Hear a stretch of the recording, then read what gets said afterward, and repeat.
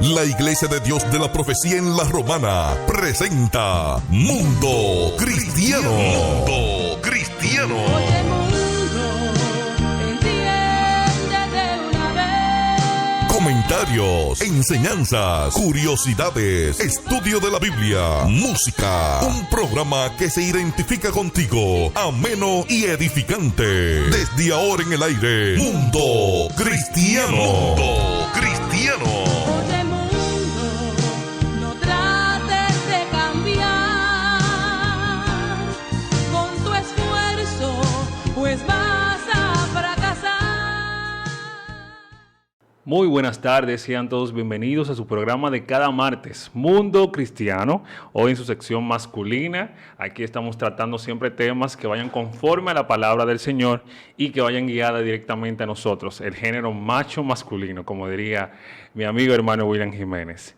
Recuerden que Mundo Cristiano llega a ustedes gracias a la Iglesia de Dios de la Profecía Central, ubicada en el Espaillat número 86. Tenemos servicios congregacionales desde hoy martes a partir de las 7:30 de la noche. También servicios los jueves a partir de las 7 de la noche. También tenemos servicios de jóvenes iniciando a las 5:30 de la tarde. Así que usted, si se siente con esa alma joven, puede acompañarnos todos los sábados a las 5:30 iniciando nosotros.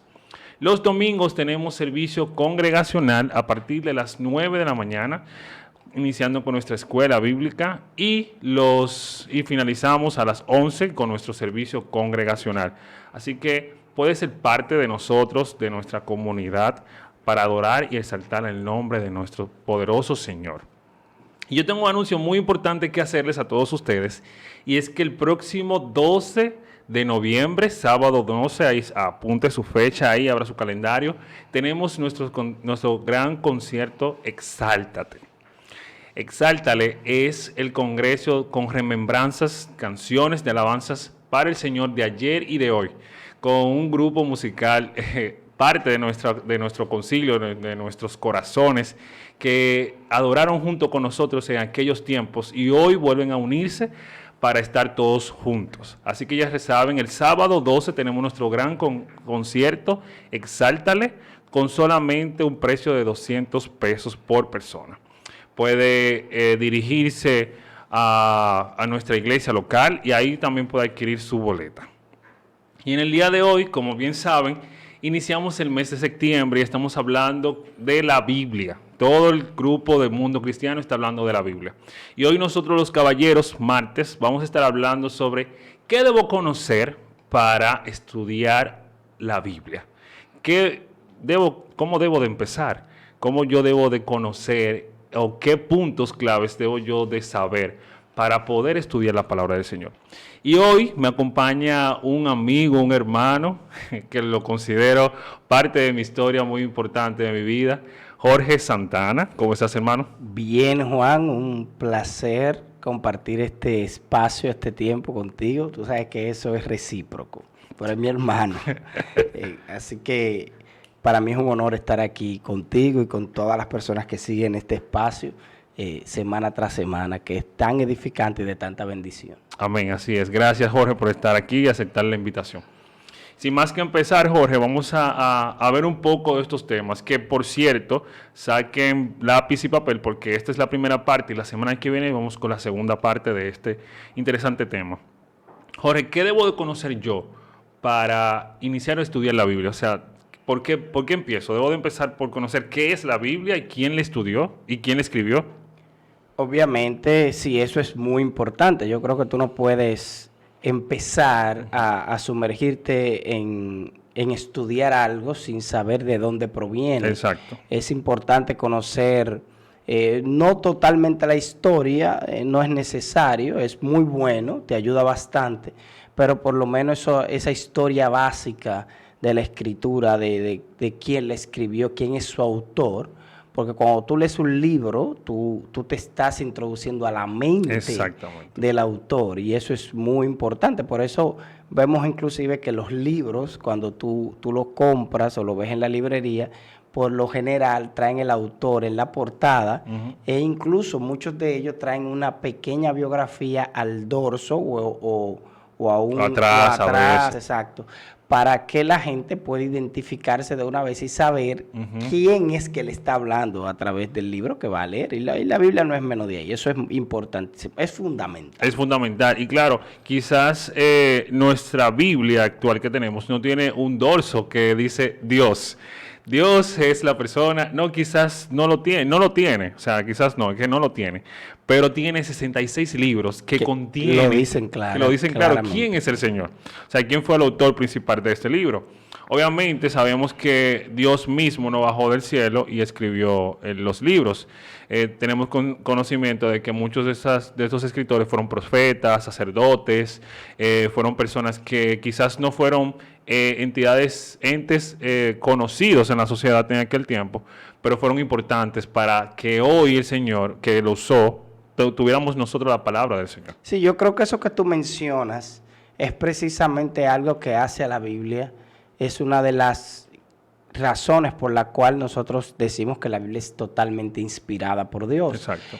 Tú mencionaste que hubieron sacerdotes y que hubieron reyes. La Biblia la escribieron médicos, la escribieron pescadores, pastores, profetas, gente que de todos los niveles Exacto. sociales. Habían algunos que no tenían nada, otros estaban mejor posicionados. Algunos escribieron desde el palacio, otros eran ministros, otros escribieron en una isla por allá abandonada, Exacto. otros escribieron en su casa, otros escribieron en la cárcel. Jeremías, por ejemplo, escribió desde una cisterna, prisionero. Exacto. Y toda esa amalgama de pensamientos y de ideas, es imposible que pueda dar una línea tan coherente y una línea de mensaje tan fina Exacto. como lo es la Biblia, y eso nos dice a nosotros que la única forma en que una persona 700 años antes y de otro estatus escriba de la misma manera, en la misma línea y el mismo mensaje, hay una sola explicación para eso. Había un autor detrás de todos, guiando, dirigiendo e inspirando lo que se estaba escribiendo. Sí, porque a pesar de que la Biblia quizás no está ordenada sistemáticamente, se relaciona un libro con otro. Muchas veces tú estás en el Nuevo Testamento y algo que pasa en el Nuevo Testamento se puede resolver con una respuesta en el Antiguo Testamento. O sea, ¿por qué Jesús dijo eso? Porque se refería a algo que dijeron en el Antiguo Testamento. Sí, es correcto. La Biblia no está ordenada cronológicamente en el orden en que se escribieron los libros, pero eso, lo que sí podemos estar seguros cuando usted la lee desde Génesis y Apocalipsis, es que contiene un mensaje de salvación para el hombre y que no se contradice en ninguno de esos libros, ninguno de esos autores. La Biblia la escribieron alrededor de 40 personas. Sí. 40 si contamos a Pablo como autor del libro de los Hebreos. Exacto. Si le damos autor fuera de Pablo, pues más de 40.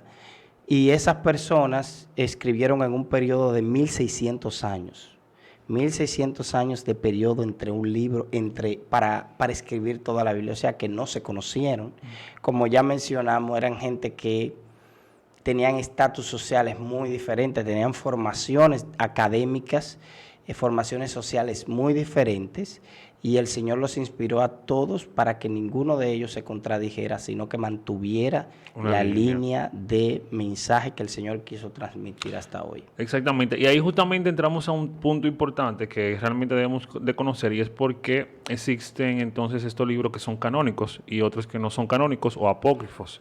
O sea, entendemos que, así como tú decías, que el Señor, para que siga una misma línea, un orden, que compenetre lo que el Señor inspiró en aquellos hombres que escribieron la palabra, vayan en una misma línea. Entonces vemos que se hace esa división. Los canónicos, los que fueron aceptados mediante el Concilio de Trento, y los que no fueron aceptados mediante ese concilio. Sí, los libros apócrifos o deuterocanónicos son los libros que tiene la Iglesia Católica y otros libros, porque Exacto. son alrededor de 14, 15 por ahí, que inclusive no están ni siquiera en la Biblia Católica. No. La Biblia que nosotros utilizamos, que es la Biblia protestante, no contiene los libros canónicos, deuterocanónicos, perdón. ¿Qué es el canon? El canon es la palabra canon, lo que quiere decir es vara de medida. Vara de medida. Entonces, el canon es la conformación de libros con la cual se mide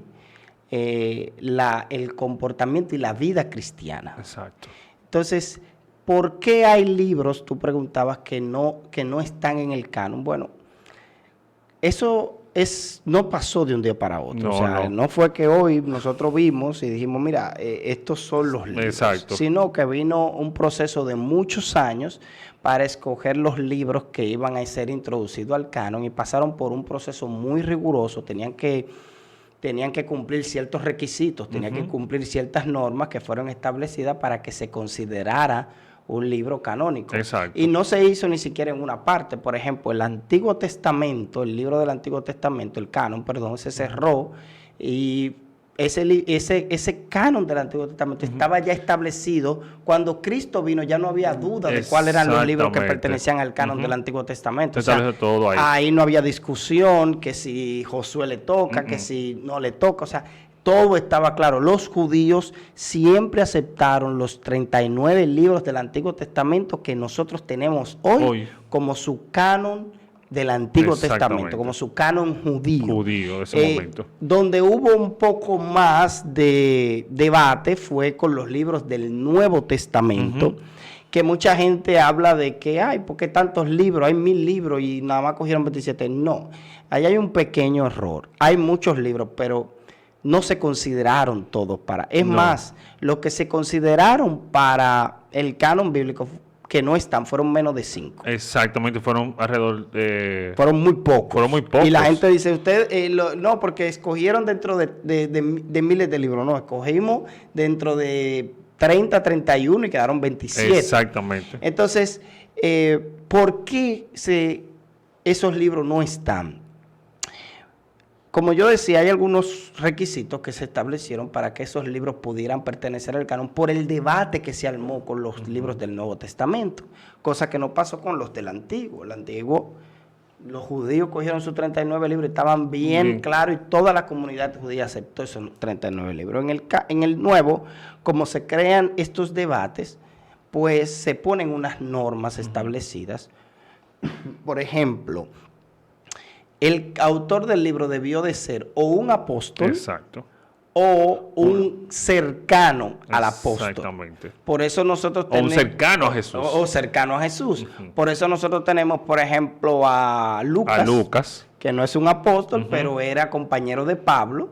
Y entonces Marcos, que incluso Pedro llama a Marcos como su hijo. Exactamente. Entonces, aunque no fueron apóstoles, pero... Estaban cerca a gente que fueron testigos oculares de Cristo. Exactamente. Oye, ¿de quién estamos hablando? De Pedro y de Pablo. Exacto. Entonces, con ello no hay duda. Otra cosa fue el periodo en el que escribieron. El canon se estableció una norma de que no podían haber transcurrido mucho tiempo después de Cristo.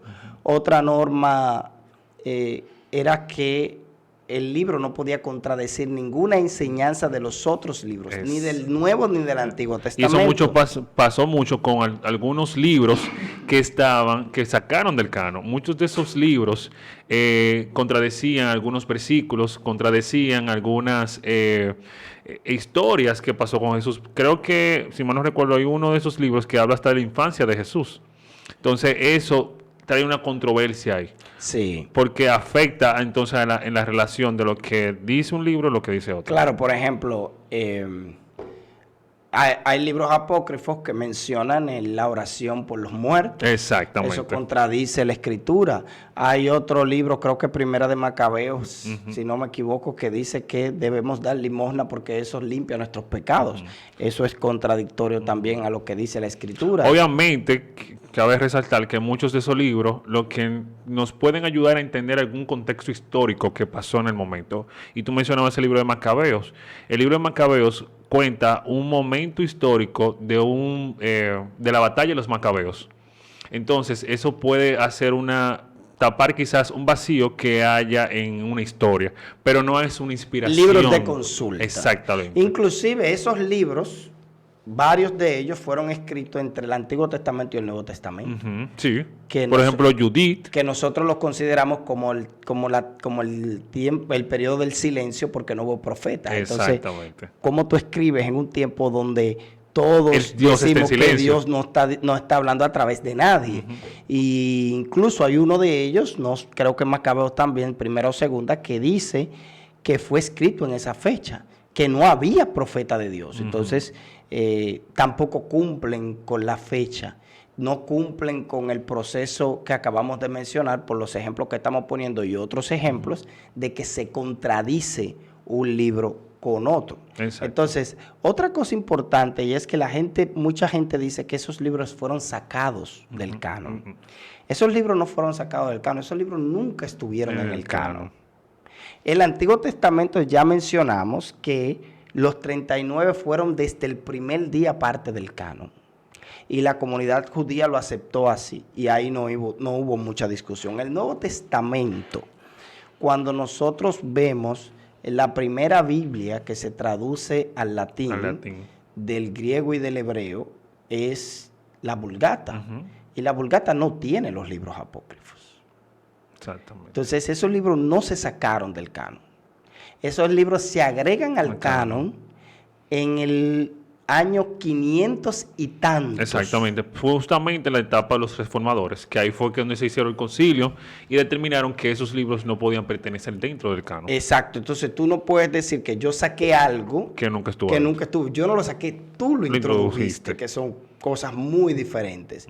Entonces, la iglesia de ese tiempo, no la iglesia primitiva, porque la iglesia primitiva no tenía esos libros en su canon. No, incluso estaban utilizando los temas de manuscrito todavía, las primitivas. O sea, no había un orden de traducción o de ensamblaje de la Biblia, sino que pasó allá el momento de que entraron los reformadores, que entraron la primera iglesia católica romana, Sí. que ahí entonces se introdujeron nuevos cánones o nuevas leyes, y estaba el tema de los libros. Por eso que tú mencionas de nuevo, por eso que se llaman deuterocanónicos. Ajá, que es segundo deuterocanónicos. canon. Ujú. Incluso, si no recuerdo mal, creo que el canon del Nuevo Testamento se cierra en el 397 o 395, con los 27 libros del Nuevo Testamento que nosotros conocemos hoy. Y los libros apócrifos ingresan en los deuterocanónicos, ingresan en el 500 y tantos, o sea, 200 años después que ya el canon había sido cerrado. Entonces, tú no puedes dar algo como bueno y válido, abrirlo 200 años después para agregar unos libros, porque eso viola todas las leyes que se habían establecido por los líderes de la iglesia primitiva como para que un libro pueda ser parte del canon. Exactamente. Y parte de eso, que es sumamente importante conocerlo, es entonces lo traemos a nuestra actualidad. Aquellos estaban determinando qué libros son apropiados y cuáles no. Ahora nosotros tenemos aquí, en nuestro tiempo, muchas versiones de la Biblia. Entonces decimos, ¿cuál versión yo voy a leer? Porque a mí me hace mucho esa pregunta, si Sí. todas las versiones de la Biblia, ¿por qué hay tantas ¿por qué hay versiones? tantas versiones? Entonces, aquellos quizás se preguntaban, ¿por qué hay tantos libros? Ahora nosotros preguntamos, ¿por qué hay tantas versiones? Sí, mira, yo creo que lo más importante aquí es entender. La iglesia que armó el canon no era una iglesia perfecta. Los traductores no eran gente perfecta, no eran gente infalible. Es más, el método que se utilizó no era infalible. Pero los libros, los que se escribió y el que la inspiró, sí son infalibles. Exactamente. Entonces, ¿por qué te digo esto? Porque aunque hay tantas traducciones que pueden contener ciertos temas de palabras o no, el que está guiando y el que sostiene su palabra es infalible. Exactamente. Él es perfecto y él sostiene su palabra. Por eso yo le decía a un amigo en estos días, yo no tengo duda de que lo que yo tengo en mis manos es lo que Dios quiere que yo tenga en mis manos. Porque Él es el que ha guiado todo el proceso de la Biblia. Las traducciones bíblicas tienen que ver con el manuscrito, o sea, de originalidad. Nosotros tenemos que determinar, yo recuerdo que una vez a los jóvenes le estaba dando una clase sobre esto, porque hacía mucho esa pregunta de por qué hay tantas versiones y cuál yo debo de leer. O sea, yo le decía a ellos que todo va a depender del manuscrito de donde salió esa versión. Claro. Porque tenemos versiones que quitan versículos y lo hemos comprobado. Creo que los jóvenes una vez hicieron un programa que se llama Texto fuera de contexto, que donde habían Biblias o versiones que quitaban versículos de la Biblia. Entonces nosotros tenemos que estar pendientes cuáles son las versiones que van directamente desde el manuscrito. Desde dos manuscritos justamente original, creo que uno es aprobado por la Sociedad Bíblica de Nestlé-Lán. Esas versiones son muy apegadas al original. Entonces eso permite que yo pueda entonces tener una familiaridad con lo que realmente se escribió desde el principio. Por ejemplo, tenemos la Biblia de las Américas, la Nueva Traducción Viviente, la nueva versión internacional. Son Biblias que van directamente desde el manuscrito directo. Al igual que la Reina Valera. Obviamente ya van a depender del tiempo que se escribió, porque en el caso de la Reina Valera, esta se escribió con una formalidad que quizás en nuestra actualidad podamos perder el entendimiento de algunas palabras. Mientras que la Nueva Traducción Viviente o la versión o la TLA también nos permite entender qué es lo que quiere decir el autor al momento de escribir el verso bíblico. Claro.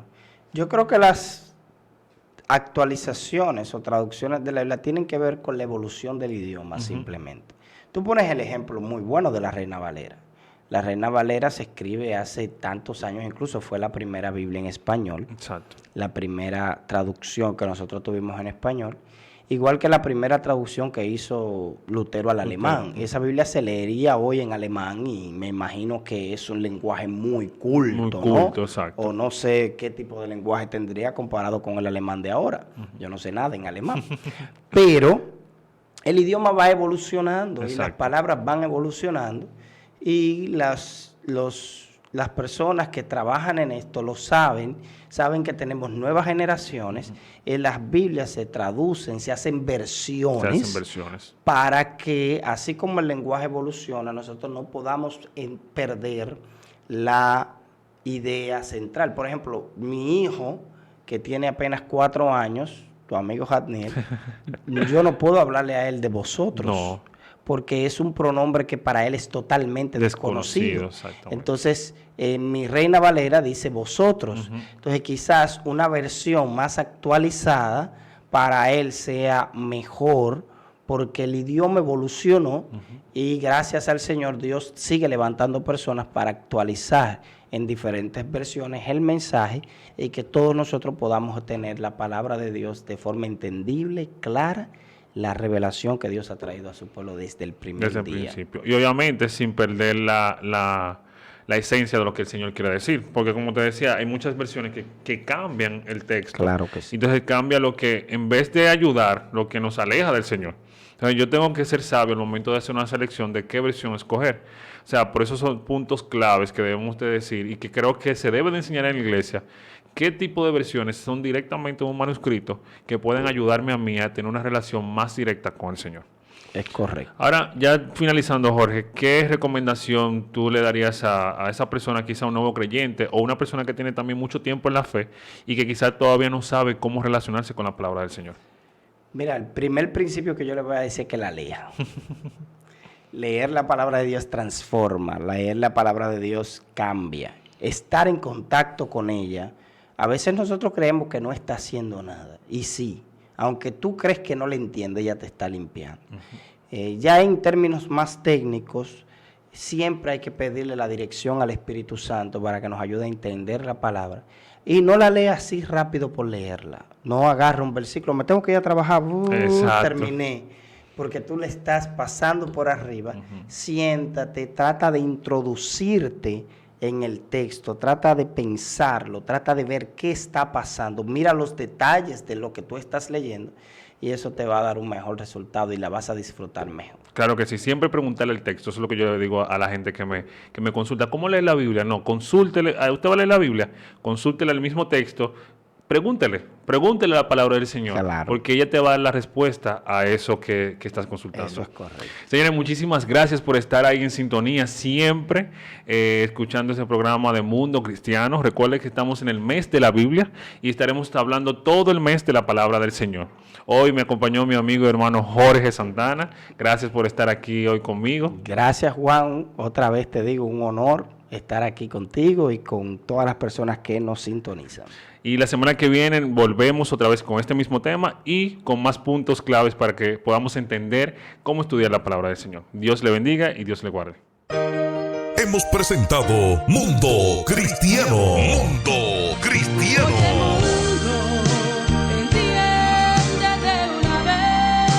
El programa oficial de la Iglesia de Dios de la Profecía. Si has sido bendecido, te invitamos a que nos visites. Estamos en la calle Espaillat número 86, La Romana, República Dominicana. O llámanos al 809-556-4337.